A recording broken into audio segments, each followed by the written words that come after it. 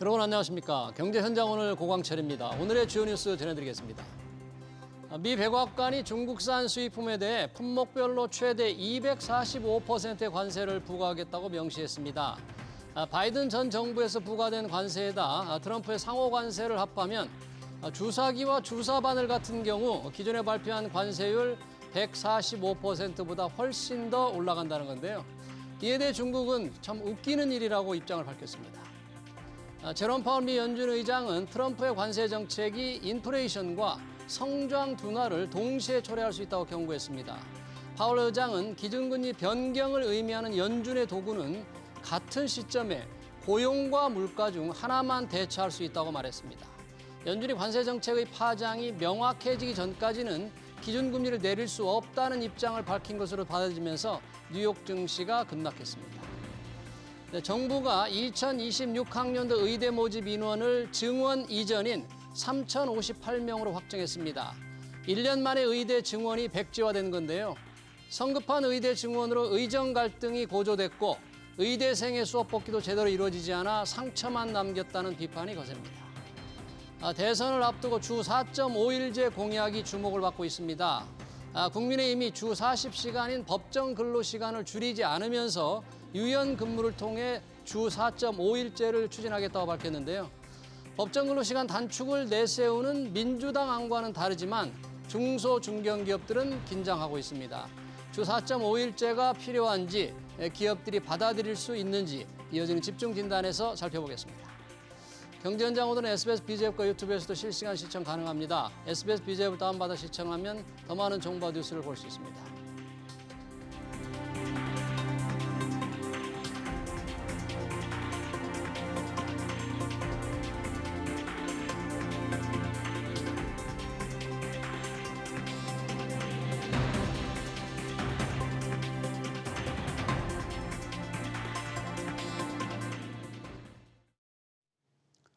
네, 주 52시간 규제가 전면 시행된 지 4년이 지났습니다. 중소기업들은 주 단위로 연장 근로를 까다롭게 규제하는 이 법 때문에 필요한 때 더 일을 시키지 못한다는 어려움을 겪고 있죠.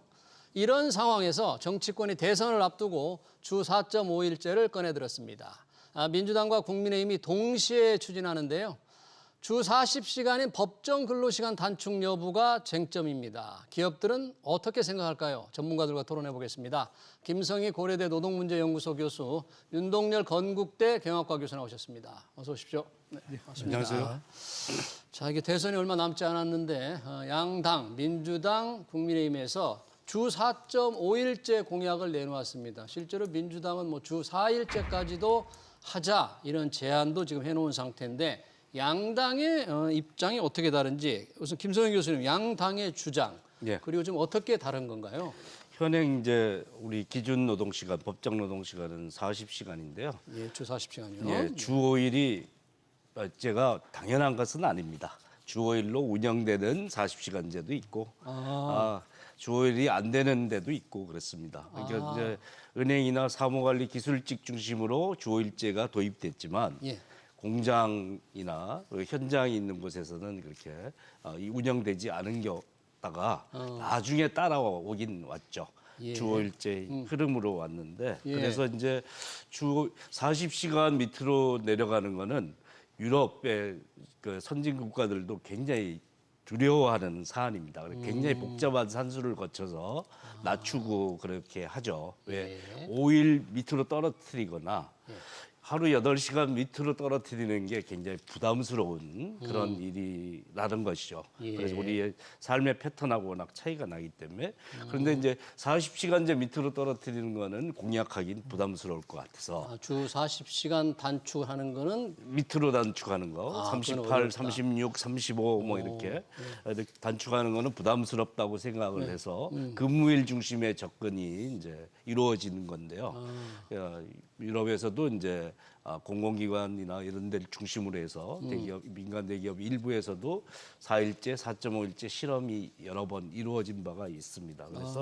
그래서 그런 경험을 토대로 기준 노동 시간 단축이 아니라 근무일 단축 중심으로 그래서 일과 생활의 조화를 이루는 것을 방식을 의무적으로 근무해야 되는 날짜 수를 줄이는 방식이 예. 유용하지 않냐는데 착안을 한 것이고요. 예. 그래서 4.5일제에서 민주당은 4일제로 나가면서 이런 비판에 대해서 기준 노동 시간도 나중에 병행해서 단축하겠다 이런 얘기를 토를 달아놨고 예. 국힘은 이제 4.5일제 공약이나 이런 것도 굉장히 우스꽝스럽다 이랬다가 태도를 돌변해서 4.5일제는 하는 대신 반대로 주 52시간 상한제는 또 철폐해서 장시간 노동을 으로 나가는 방향하고 그다음에 노동시간 단축으로 가는 방향하고 두 개를 동시에 추진하겠다 국힘의 이런 생각을. 안을 던지고 있어서 이게 과연 실효성이 있는지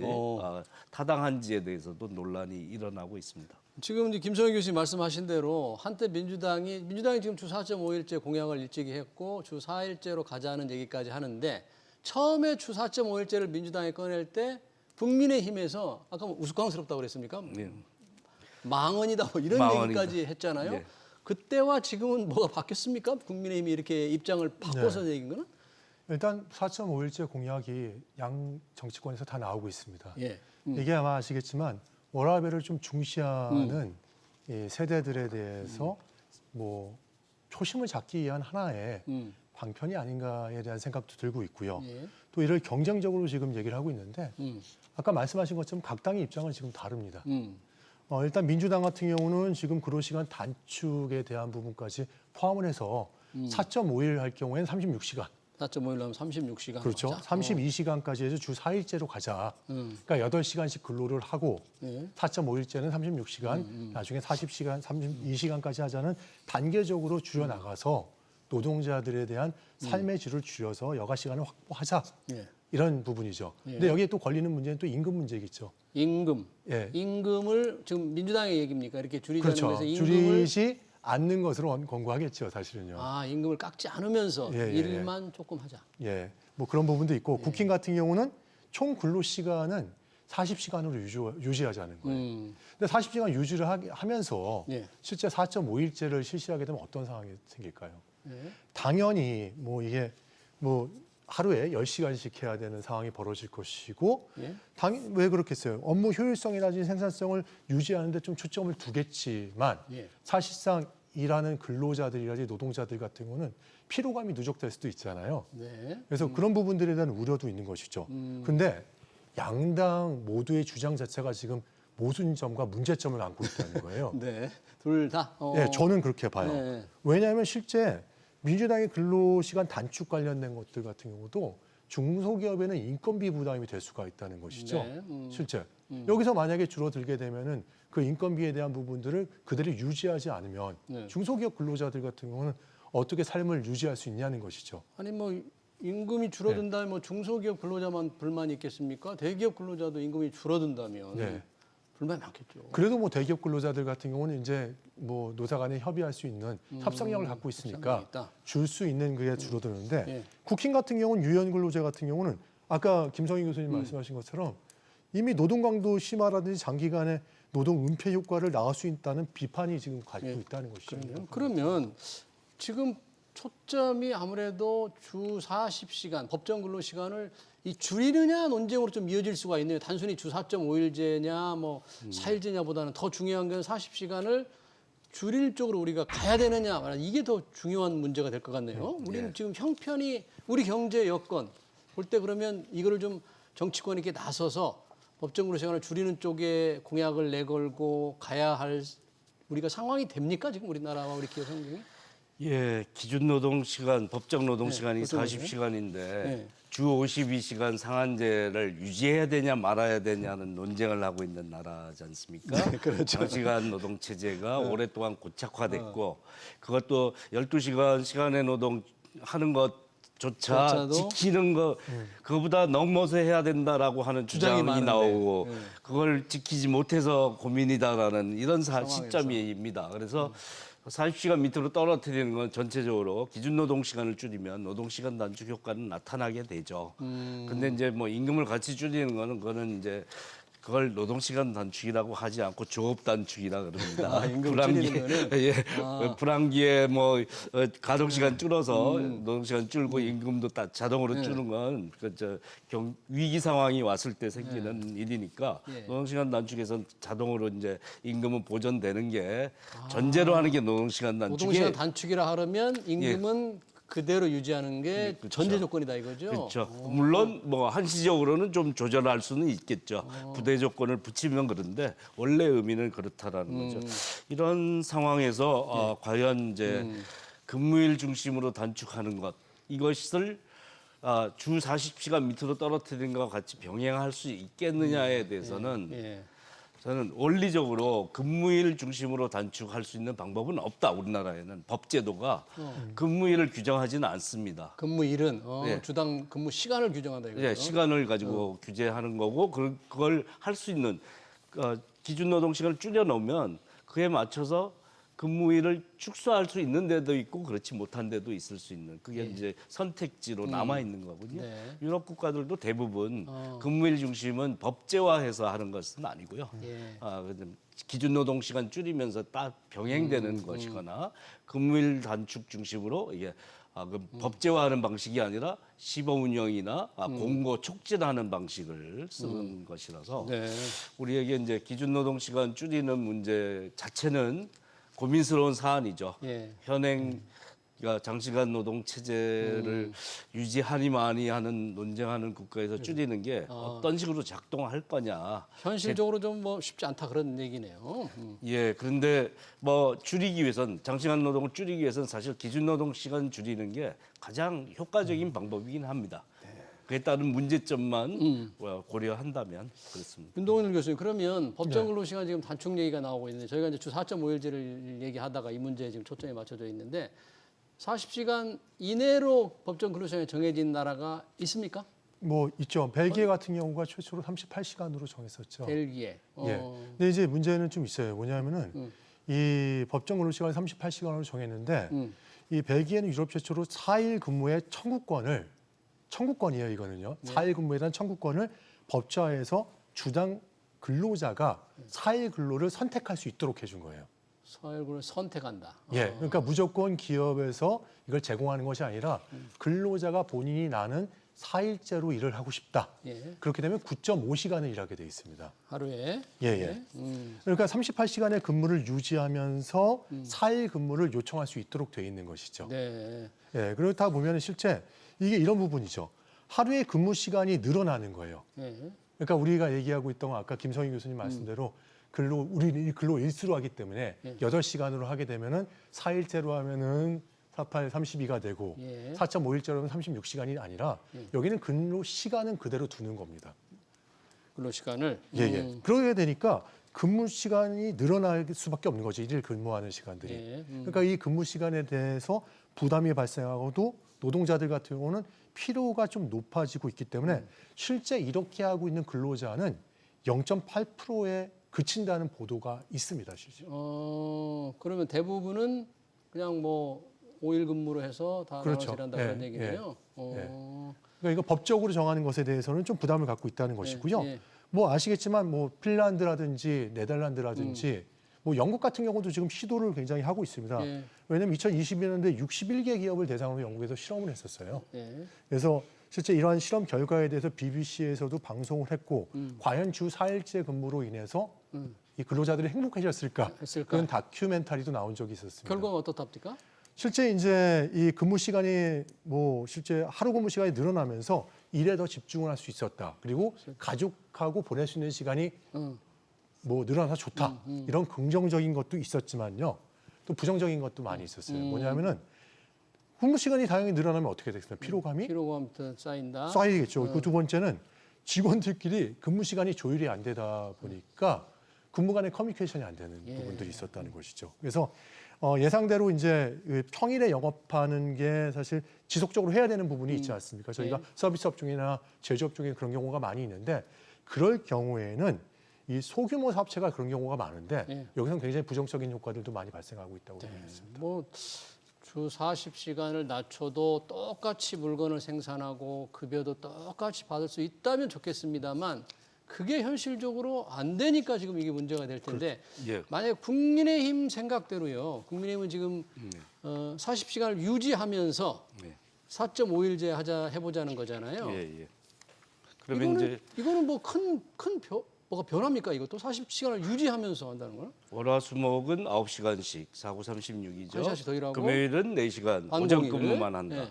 그래서 금요일 오후부터 예. 이틀 반을 쉴 수 있다. 예. 이걸 선호하는 사람들도 꽤 많겠죠. 왜냐하면 자유롭게 쓸 수 있는 시간들이 늘어나는 것, 그 효과를 가지긴 하는데요. 예. 8시간 넘으면 이제 어떻게 되느냐? 1시간분은 어떻게 시간의 노동 수당으로 계산하느냐? 탄력제, 유연근무제를 이용해서 이제 차감하느냐? 시간의 노동 수단으로 그 1시간은 수당을 좀 더 줘야 되는데요. 더 줘야 되죠. 뭐 이제 그에 따른 비용이 발생을 하는 발생하는 거고. 할 수 있는 거고요. 탄력제가 이용 가능한지 여부가 분명하지 않습니다. 그래서 탄력 근로제를 적용할 수 그래서 있는지가. 그러면서 이제 주 52시간 상한은 또 풀겠다라는 주장을 하는 거라서 그러면 이제 9시간 근무하고 몇 시간을 더 잔업을 할 가능성도 굉장히 높은 거죠.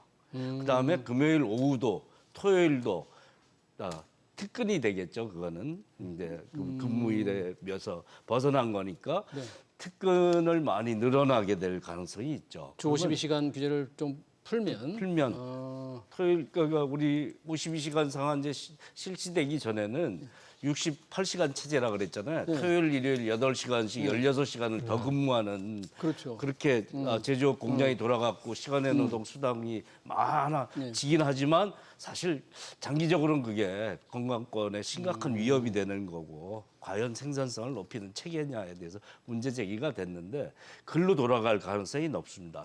왜? 사실 이 저임금인 사람은 워낙 많고 시간의 노동 수당을 통해서 생활비를 벌충하려는 욕구가 자리 잡고 있는데 기업들도 가동률을 높이면 설비 효율성이 높아지니까 좋다고 생각하는 그런 기업들이 많기 때문에 사실은 장시간 노동 체제로 다시 완전히 돌아가게 되는 그런 위험성이 있는 안을 너무 4.5일제라는 사탕 발림 속에 감추고 있다. 4.5일제와 주 52시간 폐지를 통해서 하다 보면 그렇게 될 가능성이 있다고 그러는데 현재 국민의힘이 이 안을 주장을 하면서 실제 이런 게 시범적으로 운영되고 있는 곳이 있다고 했거든요. 주 4.5일제가 유연근무를 통해서 평일에 1시간씩 더 일하고 금요일은 이제 반절만 일한다는데 이렇게 일할 수 있는 곳이 뭐 공공기관이나 이런 데 아닐까요? 어떤 데가 이렇게 할 수 있을까요? 실제 공공기관이나 대기업은 가능합니다. 가능해요? 예, 공공기관 같은 경우 특히 이제 제주도에 있는 공공기관 같은 경우는 이미 4.5일제를 시행하고 있습니다. 임금 한 푼도 안 깎이는 거죠.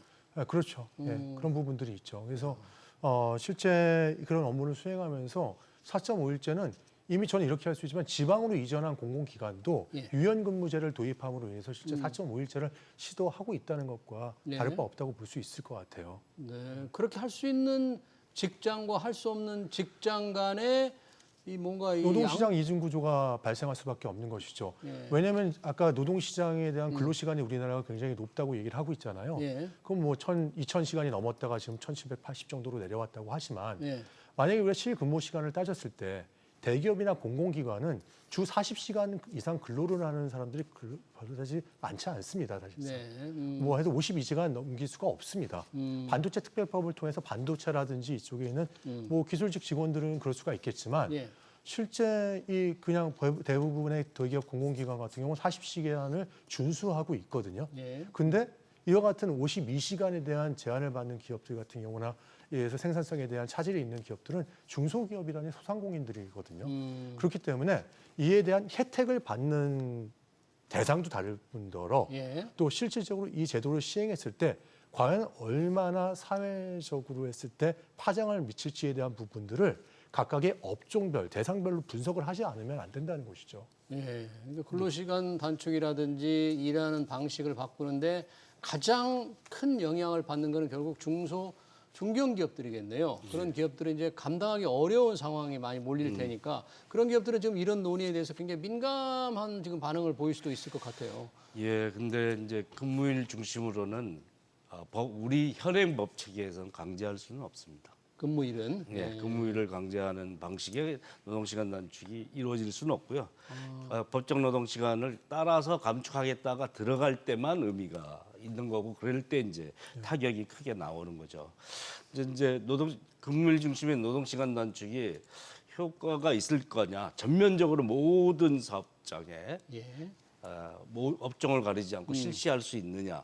저는 장담할 수 없다고 생각하고요. 그건 시범 방식이나 그걸 할 수 있는 것 중심으로 예. 하게 될 가능성이 높다. 그래서 워라밸에는 도움이 될 수 있는데 제가 노동시간 단축에 중요하게 생각하는 건 고용 문제라고 생각합니다. 고용 문제. 새로운 고용 창출의 여력, 양질의 일자리를 창출할 수 있느냐인데 예. 이 경우에는 짜투리 시간만 남아서 그러니까 가동일을 유지하거나 서비스 일수를 안 줄이려면 예. 그럼 짜투리 시간에 그 시간제를 채용하게 되는 그 고용이 늘어나는 게 과연 좋은 거냐 나쁜 일자리냐, 거냐. 그게. 예. 그리고 이제 아니면 이제 정규직 사이에 시간을 누구는 월화수목 누구는 화수목금 뭐 이런 식으로 해서 이제 근무를 해야 되는데 이런 불규칙성이 과연 장기적으로 좋은 거냐 그리고 하루에 길게 일하는 게 과연 그 건강에 미치는 영향은 있는 거냐 이런 거고요. 그다음에 이제 실시할 수 있는 기업과 그렇지 않는 기업이 있을 거고 그러니까요. 업종에 따라서도 다를 수 다르고 그래서 노동 시간의 양극화 이런 문제점을 예. 해소하면서 이걸 할 수 있는 방법이 될까에 대해서는 의문이 있다. 의문이 된다. 그러니까 양극화라든지 서로 이 평판의 차이라든지 여러 가지 차별화가 확 드러날 수가 있기 때문에 좀 문제가 될 것 같은데 우리나라 지금 이렇게 얘기하는 게 근로시간이 좀 전반적으로 길다. 뭐 이런 데서도 많은 좀 논의가 이루어지고 있는데 우리 근로시간이 상대적으로 길다는 건 뭐 누구나 인식을 하고 있을 텐데요. 예, 예. 어느 정도 긴지 그 긴 게 일하는 방식이나 노동 구조에 혹시 우리가 특수하기 때문에 긴 건 아닌가 혹시 어떻습니까 상황은? 저 지금 2023년 OECD 통계로 봤을 때는 1,874시간으로 나와요. 우리가요. 네, 그럼 상당히 아직도 긴 편입니다. 음. 그건 맞습니다. 근데 이 긴 편인 OECD 회원국 평균보다 긴 편인 것이 어느 업종이라든지 왜 그러냐? 예, 그리고 어느 사람들이 대상으로 했을 때 노동 시간이 긴지에 대한 부분들을 갖고 이들을 대상으로 해서 타겟팅을 해서 노동 시간을 줄여야 된다는 생각을 해야 되거든요. 예. 근데 저희는 그냥 이 뭉뚱그려서 1,874시간이다. 우린 평균 시간이. 예. 그렇기 때문에 이 시간에 대한 것을 줄여야 된다는 부분이죠. 이게 이유가 있어요. 사실 우리나라의 노동 문화 같은 경우는요. 여전히 좀 장기간에 근로하는 걸 되게 좋아하는 습성들이 있어요. 제가 이런 얘기하자면 저도 이제 대기업도 다니고 또 기업 생활을 오래 했었지만 그럼 위에 있는 상사가 있었을 때 밑에 있는 직원이 퇴근을 요즘은 조금 달라졌다고는 요즘은 얘기하지만 기업 문화가 많이 달라졌기 때문에 예, 많이 달라졌지만 사실은 중소기업으로 갈수록 그리고 중견기업으로 갈수록 이런 문화가 아직도 변하지 않은 부분이 많거든요. 그리고 휴가 사용률도 굉장히 낮은 편입니다. 또 야근들도 잦은 편인 경우가 기업 규모가 작을수록 그럴 수가 있거든요. 예. 그래서 이 대기업과 공공기관 그리고 이 중소기업과 이들에 대한 차이 그리고 업종별의 차이에 대한 부분들을 우리가 반영을 해야 될 것이고요. 예. 우리나라의 문제점이 뭐냐 아까 김성희 교수님 진짜 이 지적에 대해서는 저도 뼈저리게 공감을 하고 있는데 만약에 중소기업에서 인력들이 없었어요. 그러니까 실제 이 뭐 노동시간을 단축했어요. 그럼 대체 근로가 발생할 수가 있는데 이 대체 근로자들도 실질적으로 기간제를 쓸 수밖에 없거든요. 그럼 이들에 대한 인권이라든지 이들에 대한 부분들에 대한 처우는 더 올려줄 수 있느냐는 거죠. 예. 우리가 스웨덴이라든지 이런 나라들처럼 기간제라든지 단기 근로자들한테 임금을 실제 정규직보다 더 많이 주거든요. 시간제 근로자들한테. 더 많이도 주기도 해요. 더 많이 비슷하게 줍니다. 주는 게 예. 뭐, 노동 유연성이라든지 이런 부분들을 파트타임 프리미엄이라고요. 뭐 그런 게 파트타임에 대해서 예, 프리미엄을 예, 예. 준다. 시간급을 더 주는 거죠. 그러니까 비정규직들이 꽤 많겠네요. 그곳에는 상대적으로. 그러니까 그들의 이제 그러니까 시간이 적게 일함으로써 가지는 생활비 부족을 메워주기 위해서 하는 것인데 시간제가 이제 그럼에도 불구하고 총 노동 시간은 짧아서 총 임금은 작을 수밖에 없으니까 예. 그걸 이제 보조한다는 의미에서 그런 아니, 제도를 저는 이제 왜 아까 그런 궁금은 들었냐면 우리가 근로시간이 굉장히 길다. OECD 기준으로 우리가 2023년에 1,874시간이다. 그래서 평균보다 132시간 길다 그러는데 상대적으로 아까 말씀하신 대로 북유럽 같은 경우에는 이제 비정규직이 많아서 자유롭게 하기 때문에 결과적으로 보면 우리는 이제 정규직이 더 많다. 그러니까 우리가 근로시간 1인당 근로시간이 많은 것으로 통계에 잡히는 게 아닌가. 뭐 이런 예. 이런 의문도 좀 들어요. 글쎄 풀타임이냐 파트타임이냐가 네. 문제인데요. 시간제 근무자 우리가 10% 밑이었고 유럽 평균이 17% 정도 됐습니다. 그러니까 시간제가 많으면 어쨌든 총 노동자의 평균 노동 시간은 짧게 되니까요. 되죠. 예. 근데 우리나라 지금 점점 많아졌습니다. 그렇죠. 15% 정도까지 파트타이머 정규직이. 늘어나고 그 중에서도 초단시간 15시간 미만으로 일하는 사람이 엄청나게 많이 예, 예, 늘어나갔고요. 예, 예. 그래서 이제 그 단시간 노동자가 적음으로써 우리가 장시간 노동으로 보이는 효과를 많이 지금 그렇군요. 차감되고 있습니다. 그래서 지금 이제 그 효과가 그렇게 크지 않다. 아, 그렇군요. 그런 상황이라서 여전히 장시간 노동 국가인 건 분명하다. 네. 이렇게 볼 수 있습니다. 네. 자, 이 장시간 노동 관련해서 참 저희가 주 4.5일제, 주 4일제 얘기가 나오는 한편으로 아까 김성희 교수님 말씀하신 대로 주 52시간 규제 폐지를 동시에 지금 얘기를 하고 있으니까요. 더 일하고 싶은 사람한테 일하게 하자. 근데 이게 이제 법을 고치려다가 못 고쳤잖아요. 주 52시간 규제 네. 맞아 반도체 같은 경우에도 들어가지 못했는데 국민의힘이 이제 좀 폐지해서 노사가 원할 때 좀 할 수 있게 하자.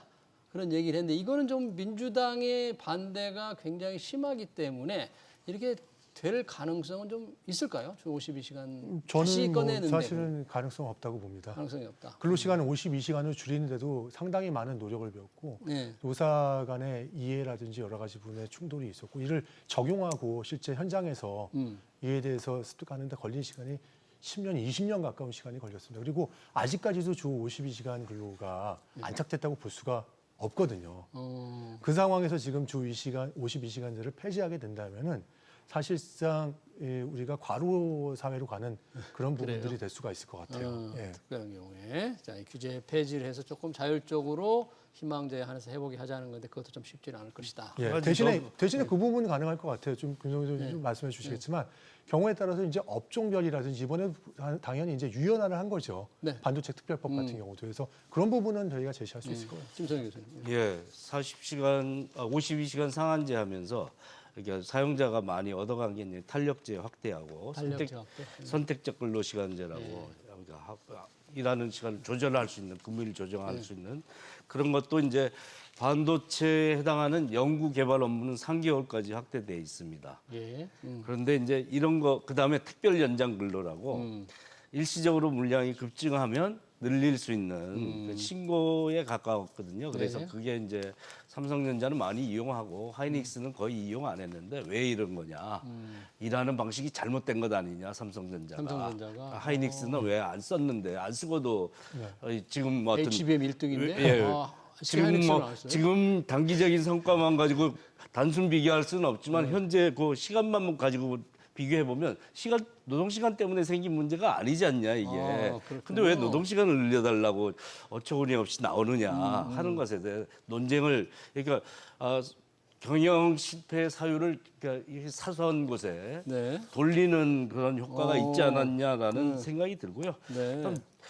국힘처럼 얘기를 하려면 52시간 상한제 때 도입한 탄력제 확대나 선택적 근로시간제 정상기간 확대나 그건 되돌릴 거냐 그러면 예. 쭉 원래대로 되돌릴 거냐 이 얘기를 해야 되죠. 같이 해야 되는 것 같고 다음에 이제 근무일 단축을 얘기하면서 52시간 상한제 철폐를 얘기한다라는 게 그게 정말 온전한 정신인가 이게 양방향을 동시에 아우르겠다라는 것에 아노미 현상을 오히려 노동시간 아노미 상황이 되지 않겠냐. 유연하게 탄력적으로 해보겠다는 아이디어를 좀 더 확대 적용했다 이렇게 볼 수는 없을까요? 그래서 탄력제나 선택적 근로시간제는 그러니까 이제 기업들이 어려워하는 이유는 노사 합의가 필요합니다. 네. 그거에 대해서 염려하는데 특별 연장 근로는 그렇지 않거든요. 네. 알겠습니다. 정치권에서 나온 주 4.5일제, 주 4일제 관련 공약 토론 여기서 마치도록 하겠습니다. 지금까지 김성희 고려대 노동문제연구소 교수, 윤동열 건국대 경영학과 교수였습니다. 두 분 고맙습니다. 네.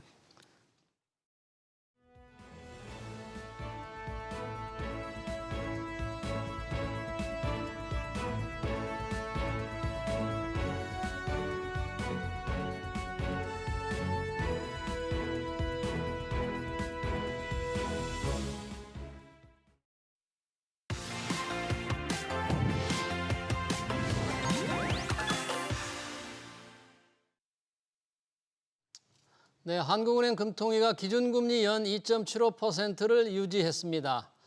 미중 관세 전쟁에 따른 불확실성에다 원달러 환율 변동성까지 고려한 건데요. 외국계 투자은행들은 올해 우리 경제 성장률을 0%대로 전망하고 있는 상황이라 경기 침체 우려도 외면할 수 없죠.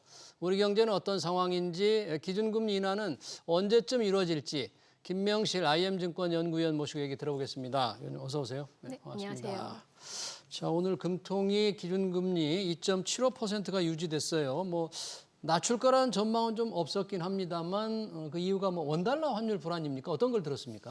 일단 이번 금리 동결 결정에서 주요 이유를 한 3가지 정도 하는 총재께서 언급을 하셨습니다. 네.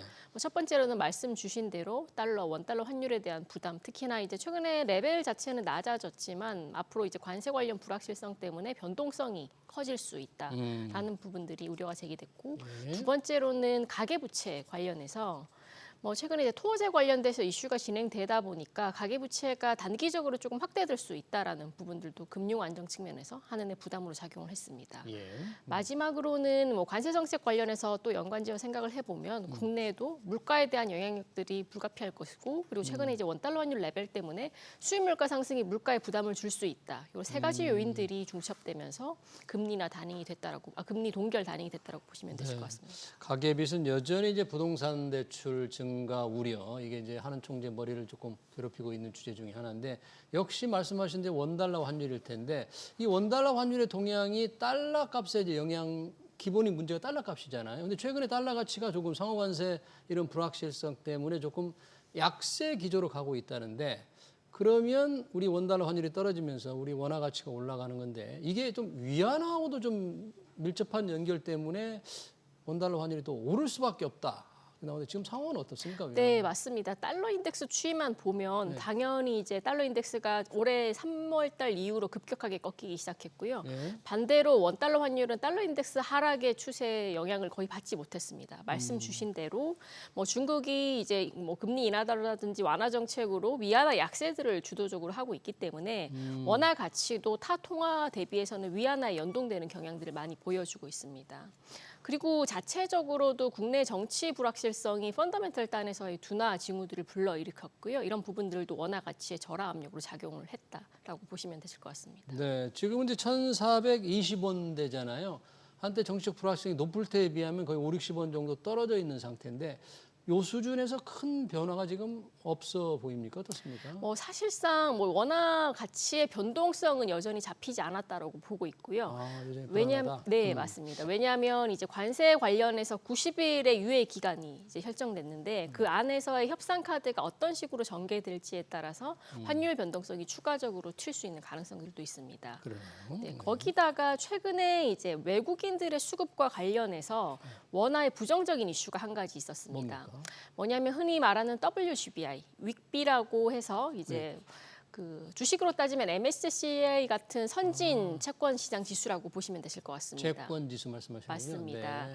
그게 애초에 계획대로라면 올해 11월부터 편입이 진행되는데 얼마 전에 이제 FTSE 러셀에서 한국의 편입 시기를 기존 11월 달에서 내년 4월 달로 연기를 시켰습니다. 네. 그럼 수급 입장에서 올해 11월 달부터 약 23조 원 정도 자금이 들어오기로 예정되어 있었는데 달러가 좀 들어와야 맞습니다. 텐데. 이런 부분들이 내년으로 이연이 되면서 수급 측면에서도 원달러 환율의 불안정한 요인으로 작용을 하고 있습니다. 그러네. 역시 원달러 환율 불안이 오늘 기준금리를 유지하는 가장 큰 이유가 됐네요. 오늘 이창용 하는 총재 혹시 금통위 결정을 하면서 또 다른 좀 주목할 만한 발언 같은 게 좀 나왔나요? 네, 오늘 금통위 상당히 재밌었고요. 네. 사실상 동결임에도 불구하고 인하 같은 동결이었다는 총평입니다. 인하 같은 동결이다. 네, 맞습니다. 일단 첫 번째로는 금리 결정과 관련해서 신성원 금통위원회 금리 인하 소수 의견이 개진이 됐습니다. 소수 의견이 나왔군요. 네, 거기에 대한 가장 결정적인 이유는 이번 금통위 통화정책 방향문에서도 나타났듯이 애초에 2월 달에 한은이 국내 성장률 전망치를 1.5%로 제시를 했습니다. 근데 이번 금통위에서 올해 성장률이 1.5% 이하로 하향 조정될 수 있다라는 점이 추가적으로 예고됐고요. 그리고 당장 1분기 국내 마이너스 성장률 전망치도 예고가 됐습니다. 1분기 마이너스 성장으로 맞습니다. 우리가 떨어질 수 있다. 네, 맞습니다. 그리고 두 번째로는 금통위도 이제 연준과 비슷하게 포워드 가이던스라는 걸 제시를 합니다. 3개월 정도 금통위원들이 금리 정책을 어떻게 운용할 것인지에 대한 정책인데 네. 6명의 금통위원 모두가 3개월 안에 금리 인하가 필요하다는 콜을 냈습니다. 6명 모두. 네, 맞습니다. 3개월 안에. 네, 결국에는 이제 다음번 금통위가 5월 달 예정되어 있는데 네. 5월 달 뭐 한은의 금리 인하 가능성은 사실상 뭐 확신시 되지 않냐라고 시장에서는 해석을 하고 있는 상황입니다. 그러네요. 5월 다음 년에는 확실한 것 같다. 그러면 금리 인하, 우리 하는 기준금리 인하 전망에 관해서 조금 부연해서 제가 묻고자 한다면 우리가 늘 연준의 금리 결정을 조금 주목하잖아요. 그러니까 우리가 5월에 금리 기준금리를 낮출 거라는 전망이 높은데 연준도 5월에 FOMC가 있지 않습니까? 맞습니다. 그 금리는 연준이 좀 낮춰야만 또 우리도 낮출 수 있는 환경이 될 텐데 그건 어떻게 예상을 하시나요? 네, 정확한 질문이 이번에 기자회견에서도 나왔습니다. 결국에 한은 총재의 발언 자체는 뭐 연준의 금리 결정 자체도 중요하지만 현재 통화정책 속도 자체가 국내가 선진적으로 진행되고 있고 뭐 사실상 이론적으로는 내외 금리차 확대가 원달러 환율에 부담을 주지만 실제로 수급 관련해서는 원달러 환율의 부담에 내외 금리차가 뭐 직접적인 영향을 미치지 않는다라는 발언을 했습니다. 그리고 연준의 통화 정책과 단기적으로는 디커플링 될 수 있는 부분들도 하는 인지를 하고 있다라고 언급을 했습니다. 네. 뭐 중기적으로는 연준도 금리 인하 사이클로 가고 있고 한국은행도 금리 인하 사이클에 있는 상황이기 때문에 전반적으로 이제 중기적으로 봤을 때는 아예 통화 정책의 방향성 자체는 다르진 않습니다. 그래서 이런 부분들 때문에 뭐 연준이 비록 5월달에 금리 인하를 못하더라도 한은의 금리 인하 명분은 충분히 살아 있다라고 생각을 하고 있습니다. 네, 연준은 그러면 5월에 지금 금리 상호 관세 인플레 여파도 있을 테고 미국 경제도 뭐 조금 좋지 않다 그러는데 연준의 5월 금리 인하 가능성은 어떻게 지금 시장에서는 보고 있나요? 일단 이제 객관적인 데이터로 보면 선물 시장에 반영되어 있는 연준의 5월달 인하 확률은 거의 없습니다. 거의 없어요. 네, 6월달 인하 확률은 50%를 넘어서긴 한데 뭐 6월달도 시장에서는 반반 정도로 해석을 하고 있는 상황이고 가장 큰 이유는 어제 이제 파월 의장의 발언에서 뭐 연준의 푸시 뭐 당장은 필요한 것처럼 해석되지 않는다라는 뉘앙스였습니다. 파월 의장이 어떻게 얘기를 했어요?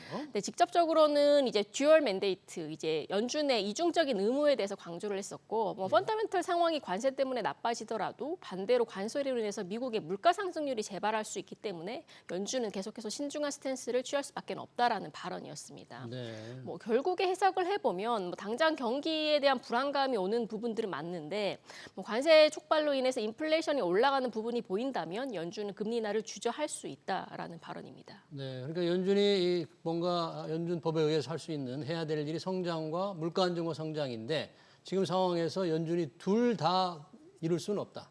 그러니까 물가 안정 쪽에 무게중심을 둘 수밖에 없다. 그런 얘기였어요. 네, 맞습니다. 뭐 정확한 지표로는 고용과 물가를 보고 있습니다. 고용과 물가. 맞습니다. 근데 뭐 지난번 뭐 주간 실업 청구사 수라든지 논팜 페이로를 보면 아직까지도 급격한 둔화 징후는 관측되고 있지는 않습니다. 네. 뭐 비록 이제 2월 달부터 시작된 트럼프 정부의 해고 조치 등이 반영되면서 점진적으로 고용 지표는 꺾이겠죠. 근데 이거보다는 관세로 인한 단기적인 물가 충격이 더 크지 않을까라는 해석입니다. 네. 자, 그러면 연준은 이제 5월 금리 인하 가능성이 좀 아주 낮은 편이고 우리는 굉장히 5월 금리 굉장히 편. 높은 네. 편이고 그렇게 될 경우에 또 환율 불안을 걱정해야 될까요? 네, 이제 환율 같은 경우는 다양한 변수가 있겠죠. 뭐 아까 말씀드린 대로 연준이 금리 인하를 스탑을 하는 상황에서 한국은행이 금리 인하를 하면 두 가지 측면이 있습니다. 아까 말씀드린 대로 이론적으로 내외 금리 차가 벌어지면 뭐 원하는 약세 압력을 받을 수밖에 없습니다. 네. 다만 부차적으로 현재 한은의 통화 정책이 결국에는 펀더멘털 방어의 목적이 가장 크기 때문에 펀더멘털 측면에서 한은의 금리 인하로 국내 민간 소비와 내수 경기가 올라온다면 이거는 원화 가치의 절상 이슈입니다. 그래서 어느 두 가지의 무게를 두냐에 따라서 환율의 방향성들이 바뀔 것 같은데 근데 지금 당장은 뭐 이 두 가지보다는 가장 걱정되는 부분들은 관세 정책과 관련된 불확실성 가능성이 언제 정도에 해소가 될지 여부일 것 같습니다. 네. 그래서 뭐 단순히 금리 인하만으로 원달러 환율의 그 상승, 원화 약세가 촉발된다라고 단정짓기는 굉장히 어려운 국면이라고 생각을 하고 있습니다. 이번 금통위원 신성환 위원도 금리 인하가 필요하다고 네. 주장을 한 걸 보면 현재 경제 상황이 굉장히 안 좋게 보는 건데 외국계 투자은행들은 특히 뭐 우리 경제 성장률이 1%도 안 될 거다. 1% 밑으로 떨어질 거 이렇게 보고 있는데 그 정도로 지금 국내에서도 그렇게 조금 비관적으로 보고 있습니까? 상황 어떻게 네, 보시나요? 맞습니다. 오늘 결정적으로 하는 총재가 기존 2월달 전망은 미스였다라고 공식적으로 발언을 했습니다. 2월달 전망을 좀 제대로 못했다. 네, 맞습니다. 그리고 이제 공식적으로도 IMF 같은 주요 글로벌 기관들도 한국의 경제 성장률 전망을 하향 조정할 것으로 예상한다라고 발언을 했습니다. 예. 뭐 이어서 앞서 말씀 주신 것처럼 최근에 뭐 JP 모건 같은 글로벌 외국계 기관에서 국내 성장률 전망치를 뭐 0.8%, 0.9% 정도로 예상을 하고 있습니다. 예. 뭐 저희도 지금 한은이 오늘 비췄던 뉘앙스로 봤을 때 뭐 1분기 마이너스 성장 가능성 그리고 2월 달 수출이 0%대, 1월 달은 마이너스 10%였고요. 2월 달은 0%대 머물고 있는 부분들을 고려한다면 올해 성장률 전망치는 정말 잘 나와야 1% 또는 그 이하로 갈 가능성들이 굉장히 높은 상황이라고 생각을 하고 있습니다. 예, 1분기 성장률이 마이너스로 확인되는 이 잠정 숫자가 나오면 또다시 실제 심리적으로 상당히 쇼크를 좀 받을 수 있지 않을까 예상은 이렇게 되고 있습니다만 경제가 낮아질 것으로 안 좋아질 것으로 보지만 정작 숫자로 딱 마이너스 몇 %다, 0. 몇 %다 이렇게 나오면 굉장히 그 경제 주체들이 조금 충격을 받을 것 같아요. 그렇죠. 뭐 가계의 소비 심리나 기업의 투자 심리가 원래도 안 좋은데 더 안 좋아질 것 같습니다. 이제 거기서 이제 한 가지 추가적으로 희망적인 부분들을 조금 언급을 드리자면 예, 뭐가 있습니까? 재정 정책에 대한 이슈입니다. 오늘도 이제 한은 금통위에서 얘기가 나왔는데 현재 12조 원의 추경이 이제 집행이 예정되어 있습니다.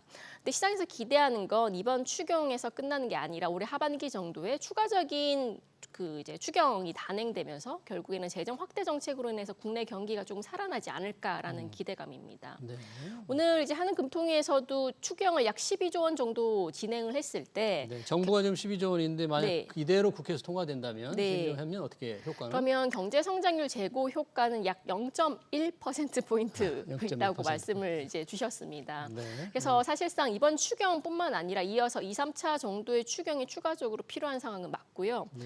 그래서 올해 하반기에 한국은행의 통화 정책 아무래도 이제 추가적인 금리 인하를 더 하겠죠. 뭐 거기다가 정부의 재정 정책까지 공조가 이루어진다면 심리 측면에서는 뭐 지금보다는 조금 올라오는 환경이 되지 않을까라고는 보고 있습니다. 네. 네. 재정 정책에 조금 기대를 해보는 그리고 12조 원이 만약에 국회에서 그대로 통과돼서 시행이 된다면 우리 경제 성장률 0.1% 포인트 정도 올라간다.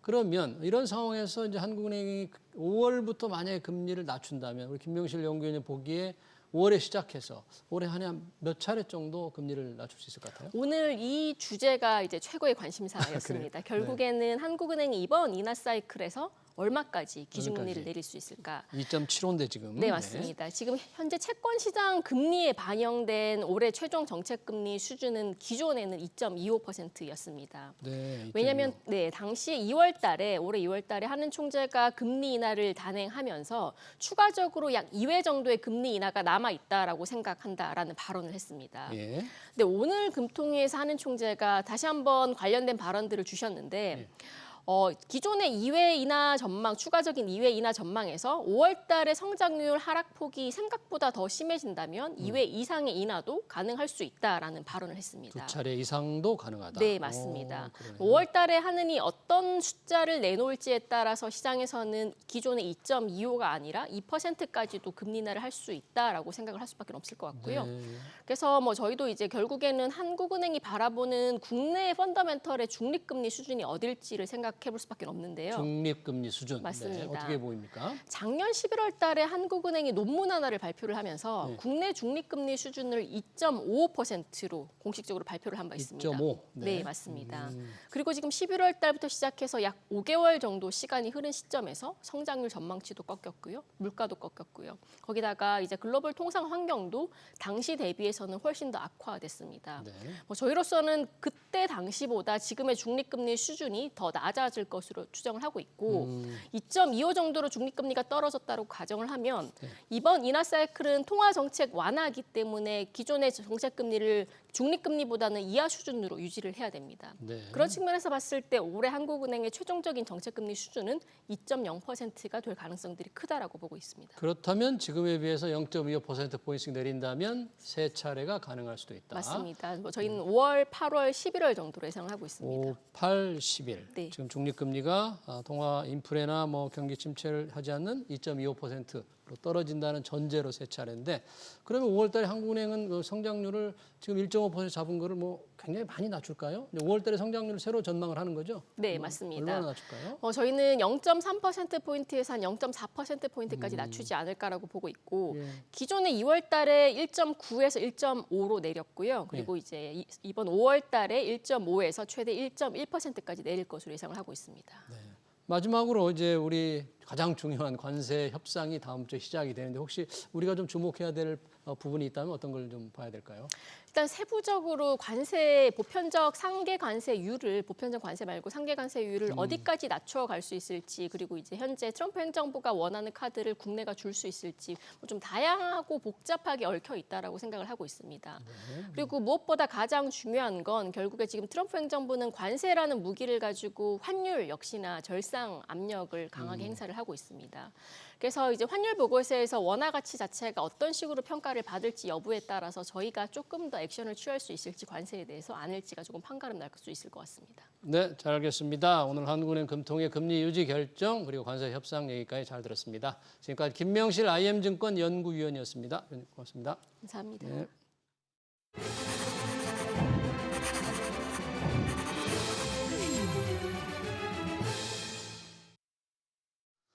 네, 6.3 대선을 앞두고 일하는 날을 줄이자는 공약이 나왔습니다. 국민의힘이 주 4.5일제를 띄웠는데요. 민주당은 주 4일제로 가자는 제안까지 했죠. 핵심은 법정 근로시간 단축 여부입니다. 기업들은 벌써부터 걱정입니다. 주 52시간을 넘겨 일하지 못하게 막은 것도 버거운데 근로시간을 더 줄인다면 못 견딘다는 거죠. 주 4.5일제 공약은 시작일 뿐입니다. 표를 얻기 위해서 기업이 감당하기 어려운 공약이 쏟아지지 않을까 우려됩니다. SBS 비즈 경제 현장을 여기서 마치겠습니다. 시청해주신 여러분 고맙습니다.